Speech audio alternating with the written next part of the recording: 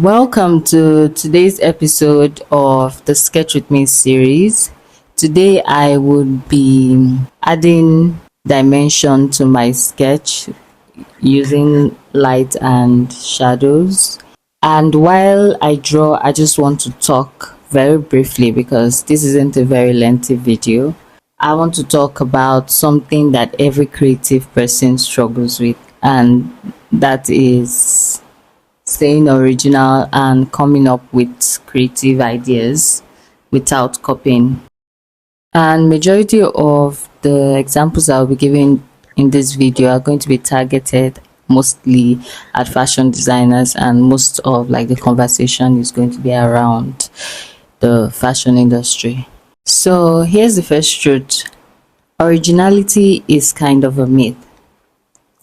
The fashion industry, for instance, is one that works with a shared language. And what I really mean by that is that most of the tools and the processes are pretty universal. Like a scissors is a scissors anywhere in the world. The processes, the darts, the silhouettes, the necklines are pretty much the same from Lagos to Milan or anywhere. So really the difference between the designer in Lagos and designer in Milan, or one designer from the other, really is the intention and the interpretation of their design. Well, not very long ago, there was some drama on social media. Well, there's always drama online.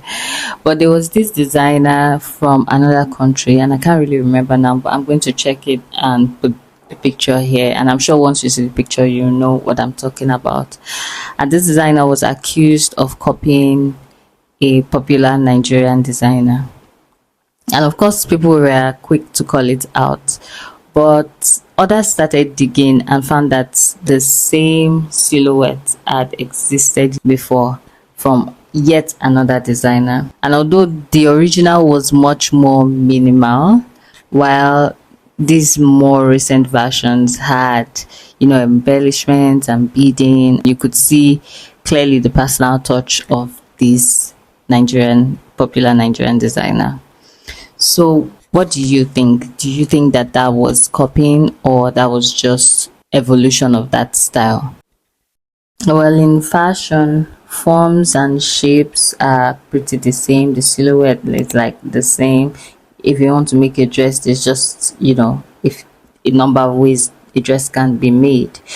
So what really sets you apart as a designer, it's your personal voice, your creative lens, I would like to call it. That's the key.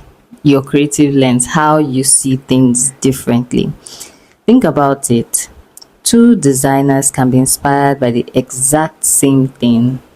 For instance, maybe a cultural festival, or maybe architecture, or maybe even the feeling of grief or excitement or joy. And they might be inspired by any of these things and still produce completely different collections or completely different designs. And why do you think that is? It's because they are filtering that idea through their own lived experience, what I like to term as creative lens. Maybe for instance, you are someone who's obsessed with 2000s Nollywood fashion. That's a great idea for a design or a collection. Look at the textures from that time, look at the fabrics from that time, look at the styling from that time, and draw your inspiration from there. Maybe you grew up seeing your grandma sew, and the sound of her machine still sits in your memory. You could use that. And if you're thinking, Annie, that's great, but I don't even know where to start. Well, that's the purpose of this video, to tell you exactly what you need to do to get your own original ideas. And here are just a few examples of some things that you could use. I mean, there are a million infinite ideas that you could pull from.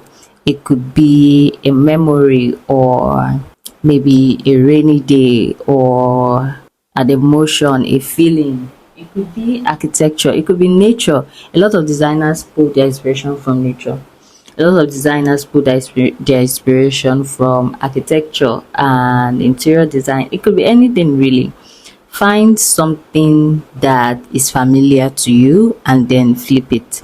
You can take the silhouette, you can take the texture, you can take from the sound even. You can take from the way it just looks or the feeling it gives.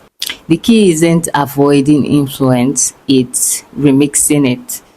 So at this point, you should be able to know like where to start from. And here's what you need to do. You need to start doing that now, because the more you think up your own ideas, the more you are more original and ask yourself certain questions that lead to creative ideas, the more you build it by using it. You see, creativity is almost like a muscle. The more you work on it, the more it gets bigger.